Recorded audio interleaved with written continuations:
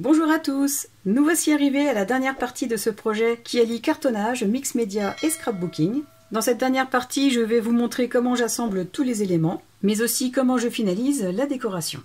Dans le cadre du partenariat avec la boutique Brico et Scrap, je vous rappelle que vous pouvez bénéficier d'une réduction de 10% sur tous les books de la marque Mint & Papers en ajoutant ce code promo à votre commande. Et ce code sera encore valable une semaine après la présentation finale de ce projet. Comme d'habitude, je mets les liens de tous les articles utilisés et présents dans la boutique Brico et Scrap dans la description de cette vidéo. À présent, je vais mettre en place le système de fermeture pour le cadre. Et j'ai donc choisi ces charnières. Donc j'ai pris un lot de 2, ce sont des charnières qui s'installent avec des petites vis. Mais comme les vis sont plus longues que l'épaisseur du carton craft, je vais ajouter 2 morceaux de carton craft. J'ai bien mes 2 morceaux de carton craft de 3,5 sur 2,5 cm et j'ai coupé 2 morceaux de 6,5 cm sur 5,5 cm dans du papier craft fin.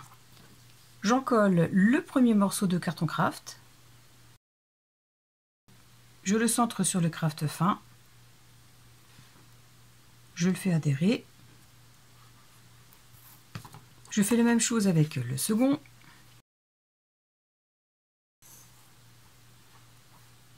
Je le centre et je le fais adhérer. Ensuite, comme pour une reliure, je prends mon outil. Je trace pour savoir où couper. Je le fais aux 4 coins des 2 morceaux.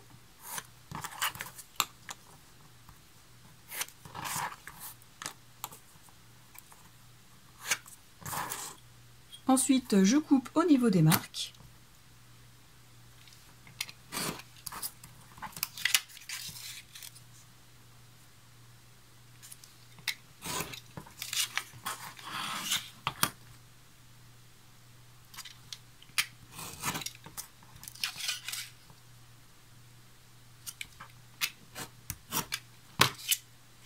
Je rabats les angles.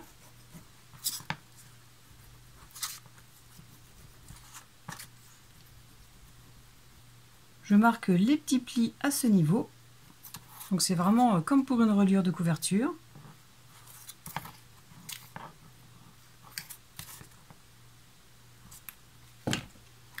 Ensuite, j'en colle les 2 grands côtés.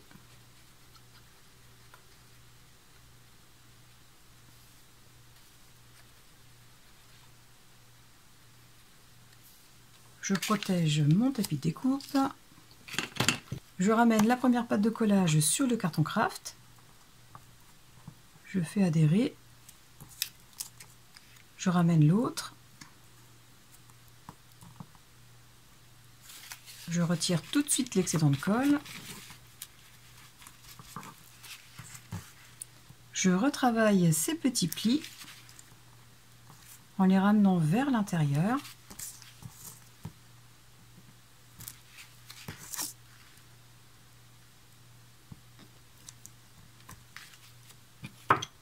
Et j'en colle les 2 autres pattes de collage. Sans oublier bien sûr les petits coins.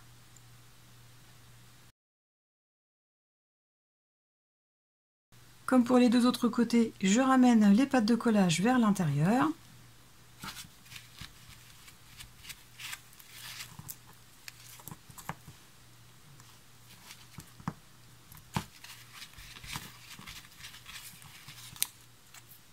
Et le morceau de carton craft est habillé. Je vais faire la même chose pour celui-ci. Ensuite, je vais passer de l'encre sur les bords. Comme ceci, pour leur donner un effet vieilli. Du coup, ces 2 morceaux vont me servir de cache pour les vis. Je vais donc commencer par installer le cadre, mais avant d'installer le cadre, je vais le peindre. Et pour ce faire, je vais utiliser les mêmes couleurs que tout à l'heure pour le papier. Et je vais faire plus ou moins pareil, sauf que là, je ne mettrai pas de pochoir sur le cadre. Voici le rendu du cadre une fois mis en peinture. J'ai donc commencé par appliquer de la peinture de couleur brown avec le pinceau mousse. J'ai laissé sécher et ensuite j'ai appliqué de façon aléatoire, toujours avec le pinceau mousse, de la couleur nougat. On voit bien la différence par endroits entre les côtés foncés et les côtés plus clairs. Et une fois tout l'ensemble sec, j'ai simplement appliqué des petites gouttes autour du cadre, devant et derrière, et j'en ai mis aussi quelques-unes sur les bords. Et j'obtiens donc ceci. Comme il s'agit d'un cadre déjà tout fait et qui est composé de ces éléments, je me suis donc amusée à démonter ce qui nous sert de châssis en retirant la charnière. Je vais garder uniquement cette partie de façon à pouvoir replacer le verre, puis obtenir l'épaisseur supplémentaire afin de pouvoir remettre les flippettes et de revisser le tout. Et comme il s'agissait de charnières un peu particulières qui s'incrustent directement dans le carton, je vais le couvrir pour cacher les petits trous que j'ai déjà renfoncés au maximum. Et je vais le couvrir avec un morceau de craft que j'ai ancré au préalable avec cette encre. J'encolle donc l'arrière de ce morceau de craft et je le place sur la partie un petit peu abîmée.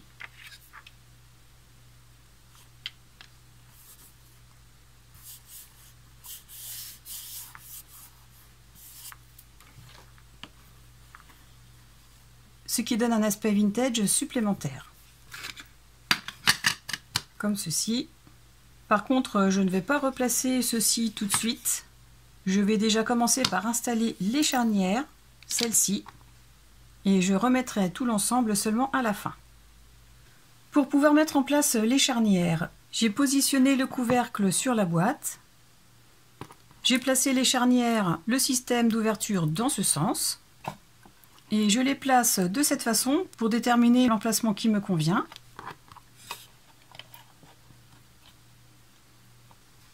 Donc voilà, étant donné la taille de la boîte et du cadre, je vais les placer environ 2 cm de ce bord et à 2 cm de celui-ci. Je prends donc mon cadre en conservant le bon sens dans lequel je veux qu'il soit posé sur la boîte, comme ceci. Donc c'est de ce côté que les charnières vont se placer. Je retourne donc le cadre. Je mets ma règle à environ 2 cm. Je place la charnière, cette fois-ci, le système d'ouverture vers le bas. Je fais en sorte que les 2 cm arrivent à ce niveau de la charnière. J'ajuste bien le système d'ouverture avec le bord du cadre, comme ceci. Et une fois à la bonne position, je fais des marques. Et je fais la même chose avec le haut. Donc je pose ma règle. Je place cette extrémité de charnière à environ 2 cm. Je place le système vers le bas et contre le cadre. Et comme pour la première, je fais des marques au crayon pour déterminer l'emplacement. Je mets en place la première charnière, donc je la mets sur les repères que j'ai faits. Je vérifie aussi comme ça si tout me semble bien ajusté. C'est le cas. Je prends une petite vis, un tournevis avec l'embout adapté. Je me mets bien sur la marque et je peux commencer à visser.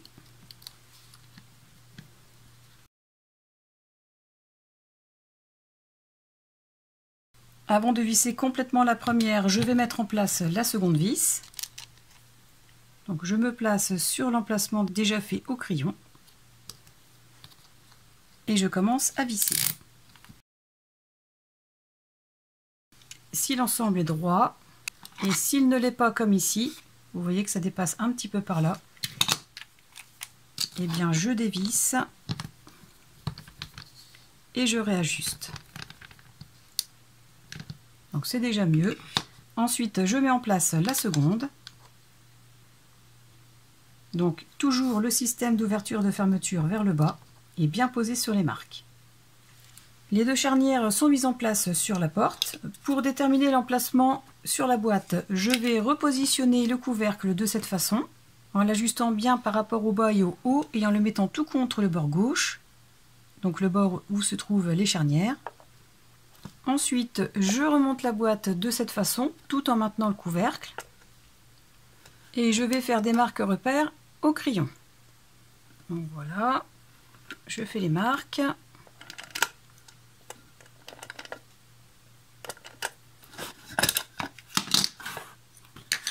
Et je vais commencer à faire un petit trou avec mon poinçon.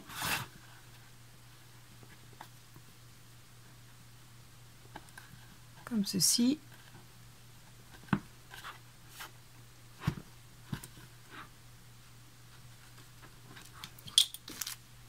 Et je vais mettre en place uniquement les vis de façon à les faire dépasser et pour déterminer l'endroit où je mettrai les petits caches.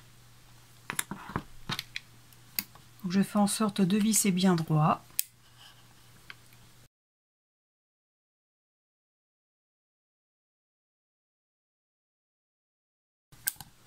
Et je fais la même chose pour les 3 autres trous. J'ai vissé jusqu'au maximum à l'intérieur de la boîte, mais pour ne pas décoller le papier, pour ne pas trop l'abîmer, je vais finir de percer avec mon poinçon. Je maintiens les 2 côtés. Voilà, je refais aussi le trou en partant de l'intérieur. Et je fais la même chose pour les 3 autres trous. Ensuite, je prends du Heavy Body Gel, je prends un cache. J'en applique sur le côté qui sera collé à l'intérieur de la boîte.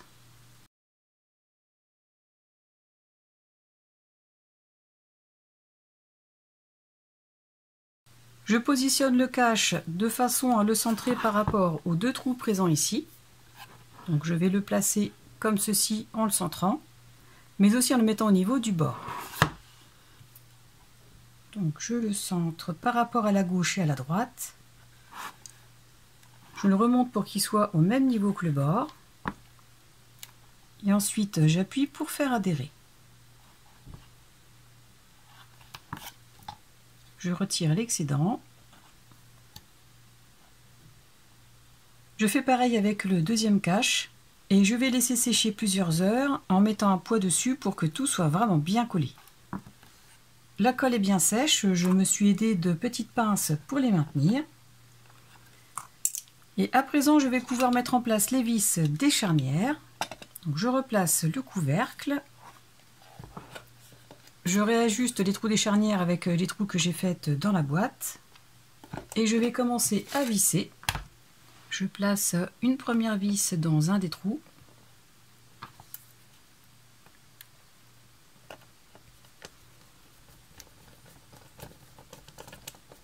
Je la visse seulement à moitié. Je place une autre vis dans l'autre charnière.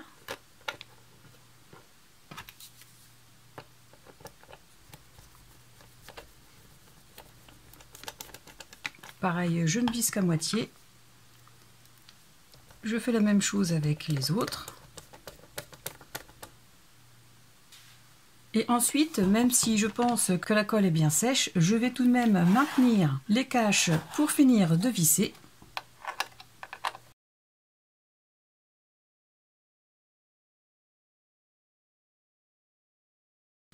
Et notre boîte est enfin montée. Les charnières et la porte sont installées, elles s'ouvrent et se ferment correctement. À présent, je vais mettre en place le fermoir. Pour le réaliser, j'ai pris une chute du papier que j'ai travaillé en mix média et j'ai coupé un morceau de 16 cm sur 2 cm. Je prends un aimant de référence N42. Ensuite, j'en colle l'intérieur.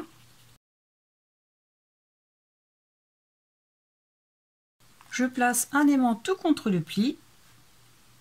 Je le centre aussi par rapport au bas et au haut. Et je referme cette bande sur elle-même. Et j'appuie pour faire adhérer. Les 2 moitiés de bande sont collées l'une sur l'autre. J'ai ancré autour pour donner un aspect vieilli supplémentaire. Ensuite, je reprends le couvercle de la boîte. Je vais placer le fermoir en le centrant au maximum par rapport au haut et au bas. Je positionne la flippette pour être sûr que le fermoir ne gêne pas. Donc je vais le décaler un petit peu, comme ceci. Je me mets perpendiculaire avec le couvercle au maximum et je marque le pli avec les doigts. Ensuite, je prends la colle Extra Forte de chez Stamperia et j'en colle cette partie.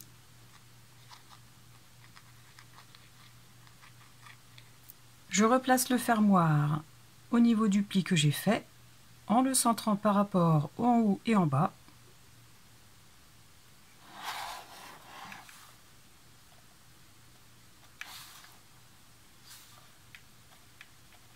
comme ceci. J'appuie pour faire adhérer.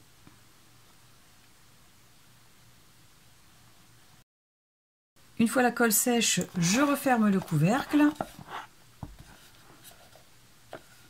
Je maintiens fermement le couvercle avec le reste de la boîte. Et avec mon plioir, je vais simplement ramener le fermoir sur ce côté de la boîte. Comme ceci. De cette façon, le fermoir est plié, mais pas trop. Ensuite, je place le second aimant sur le premier. Je dépose un point de colle sur ce dernier. Je referme le couvercle.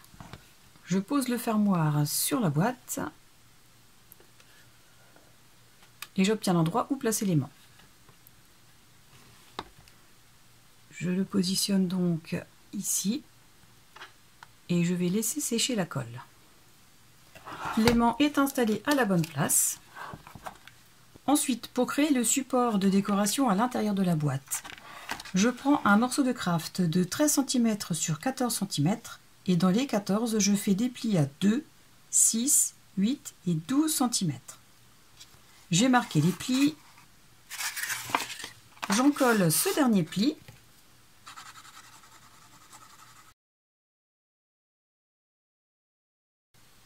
Et je vais le coller sur celui-ci.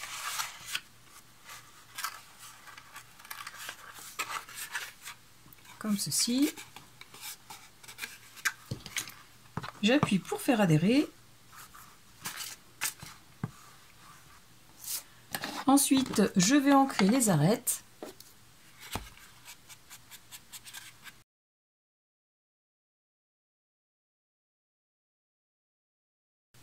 Le support séparateur est prêt.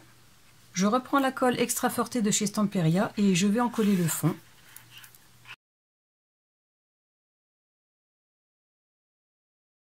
Et je vais le placer juste après les caches des charnières, comme ceci,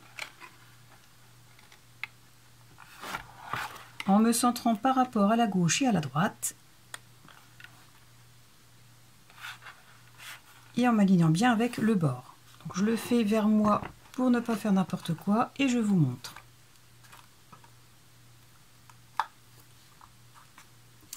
J'essuie l'excédent de colle.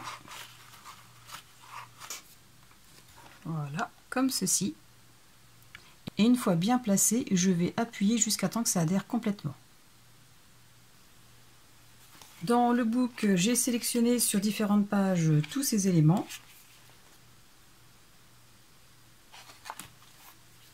Et comme il s'agit d'une boîte qui sera destinée à offrir pour la fête des pères, je vais donc réaliser une composition qui mettra en avant ces deux jeunes filles avec le monsieur. Et je vais agrémenter l'intérieur de la boîte avec d'autres éléments. Et avec les autres, je décorerai l'extérieur et les côtés. Je vais déjà vous montrer comment je vais installer certains éléments à l'intérieur.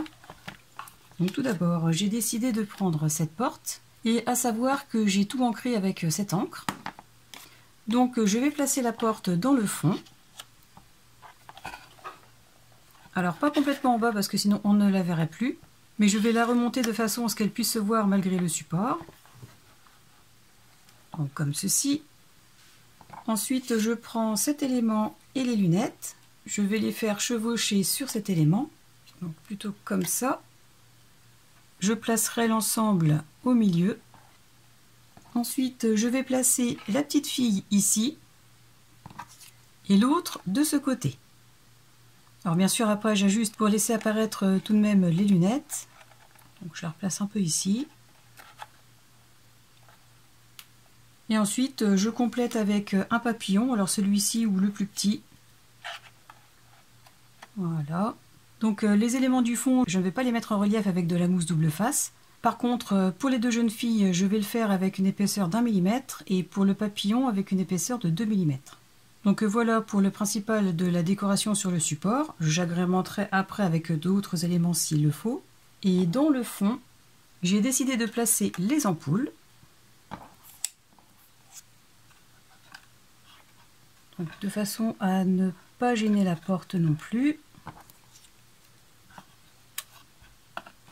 Voilà, donc voilà à peu près l'idée. Et j'ai eu envie de me servir de cette pâte phosphorescente, c'est-à-dire qui se voit dans le noir, de la même façon que je l'avais utilisée pour la couverture arrière de mon album Alchimie. Donc vous, bien évidemment, si vous n'avez pas cette pâte, c'est pas obligé du tout de la mettre. Mais moi, j'ai eu envie pour voir un petit peu ce que ça pourrait faire. Donc voilà, dans l'idée, je vais installer la composition et je vous montre le rendu. J'ai fini de décorer la boîte, donc autant l'intérieur que l'extérieur. Donc ce sont des éléments que moi j'ai choisis par rapport à mon projet, mais vous pouvez le décorer comme vous le souhaitez. Donc voilà, j'ai rajouté aussi une découpe ici pour cacher l'aimant. À présent que tout est travaillé à l'intérieur, je vais pouvoir rajouter le cadre, ainsi que le cache, avec les flippettes et les vis. Quant au derrière de la boîte, je pense que je vais reprendre ce pochoir dans ce sens. D'ailleurs, je vais le faire maintenant. J'ancre cette brosse et je vais la passer sur le pochoir.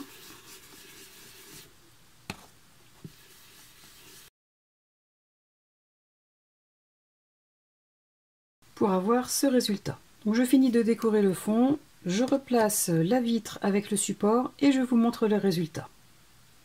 Donc voilà le rendu une fois le cadre replacé à l'intérieur, le pochoir appliqué. Et pour information, sur le cadre en bois, j'ai collé les éléments avec la Tacky Glue de la marque Alinise. Comme c'est une colle un peu plus épaisse et qu'il y a des aspérités sur le bois, j'ai préféré assurer en collant avec cette colle. Et aussi bien à l'extérieur qu'à l'intérieur de la boîte, j'ai utilisé des mousses double face en 1 mm et 2 mm pour réaliser mes compositions. Ce tuto est à présent terminé. J'espère qu'il vous aura donné des idées pour un éventuel cadeau pour la fête des pères, ou qu'il vous aura donné une inspiration pour du mix média. En tout cas, moi j'ai adoré réaliser ce projet et j'en suis très satisfaite. Il sera possible d'y glisser des photos, des cartes, des petits carnets décorés avec les éléments de ce book, par exemple, ou tout autre souvenir important que vous auriez envie de mettre dans cette petite boîte. N'oubliez pas que vous pouvez bénéficier de 10% sur les books de la marque Mintay. Le code est en début de vidéo et dans la description. Si vous avez aimé ce projet, je vous invite à cliquer sur le pouce vers le haut, à vous abonner à ma chaîne si vous ne l'avez pas encore fait, et à la partager pour me soutenir. En attendant la présentation complète de ce projet, je vous souhaite à tous de passer une excellente journée et je vous dis à très bientôt. Au revoir!